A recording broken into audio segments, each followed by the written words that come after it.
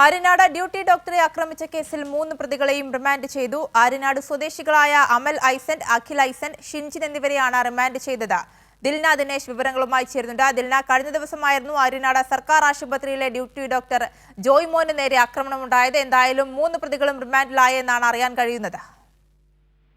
തീർച്ചയായും ആര്യ, കഴിഞ്ഞ ദിവസമായിരുന്നു ആര്യനാട് സർക്കാർ ആശുപത്രിയിലെ ഡ്യൂട്ടി ഡോക്ടർ ജോയ് മോനെതിരെ ആക്രമണമുണ്ടായത്. അതിലിപ്പോ 3 പ്രതികളെയും റിമാൻഡ് ചെയ്തിരിക്കുകയാണ്. അതായത് ആര്യനാട് സ്വദേശികളായ അമൽ ഐസക്, അഖിൽ ഐസക്, ഷിൻജിൻ എന്നിവരെയാണ് ഇപ്പോൾ റിമാൻഡ് ചെയ്തത്. ഇതിൽ അമലും അഖിലും സഹോദരങ്ങൾ കൂടിയാണ്.